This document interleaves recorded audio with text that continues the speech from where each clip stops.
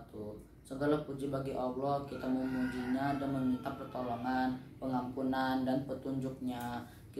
Kita berlindung kepada Allah dari kejahatan diri kita dan keburukan nama kita. Barang siapa mendapat petunjuk dari Allah, maka tidak akan ada yang menyesatkannya. Dan barang siapa yang sesat, maka tidak ada pemberi petunjuk baginya. Aku bersaksi bahwa tidak ada Tuhan selain Allah dan bahwa Muhammad adalah hamba dan Rasul-Nya. Ya Allah, semoga doa dan keselamatan tercurah pada Nabi Muhammad dan keluarganya, dan sahabat dan siapa saja mendapat petunjuk hingga hari kiamat.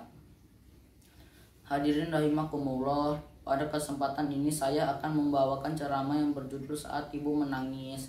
Astagfirullah. Kadang kita sebagai anak tidak tahu menempatkan diri. Ibu sudah bersusah payah mencoba membuat kita senang, malah ditanggapi dengan kemarahan ketika menyuruh kita melakukan sesuatu untuknya. Padahal itu merupakan kewajiban seorang anak. Marah kepada ibu sampai membuatnya menangis, bukankah itu memutuskan ridho ilahi?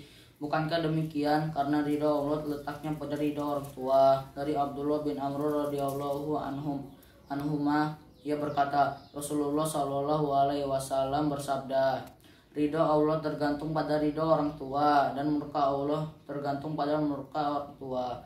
Anak yang membuat ibunya menangis adalah anak durhaka. Maukah kita menjadi anak durhaka? Astagfirullah.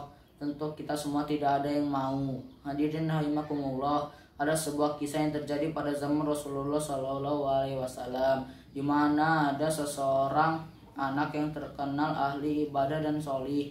Suatu waktu ajalnya datang menjemput, namun saat itu juga Allah memerintahkan malaikat maut hanya sampai pada kerongkongan saja. Tidak sepenuhnya roh anak itu keluar dengan lembut. Rasulullah yang menyaksikan pun langsung berdoa kepada Allah agar diberikan kemudahan kepada anak tersebut. Hanya saja Allah Subhanahu wa taala belum mengizinkannya. Bukan hanya itu, penderitaan yang diterima anak yang dikenal ahli ibadah sebelumnya. Ketika dikuburkan, tanah pun tidak menerimanya. Akhirnya Rasulullah menyuruh salah satu sahabat untuk memanggil anak ibu tersebut. Ibu yang dimaksud itu pun datang menemui Rasul. Apa kesalahan anakmu semasa hidup, wahai ibu?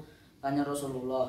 Tidak ya Rasul, anak saya tidak pernah salah apa-apa. Dia anak yang baik Rasul, dia anak yang sholih, jawab si ibu. Sampai sebanyak 3 kali Rasul bertanya dengan pertanyaan sama, sampai akhirnya berkata, maafkan anakmu wahai ibu, agar selesai nazar anakmu. Selain itu, Nabi berdalih, kalau sang ibu tidak memaafkan, maka si anak dibakar, sehingga sang ibu pun memaafkan. Aku maafkan dia ya Rasulullah, dia memang pernah menyakiti hatiku, namun aku tidak tega melihatnya dibakar ya Rasulullah, maka aku akan memaafkan kesalahannya, kata si ibu. Dengan kehendak Allah Subhanahu wa taala, maka nyawa anak itu pun dicabut dan dikuburkan secara layak. Allahu Akbar.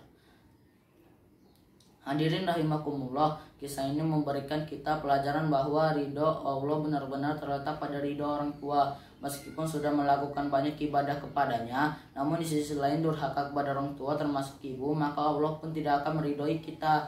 Salah satu bentuk durhaka kita kepada ibu adalah membantahnya, berkata kasar kepadanya, bahkan sampai membuatnya menangis. Naudzubillah.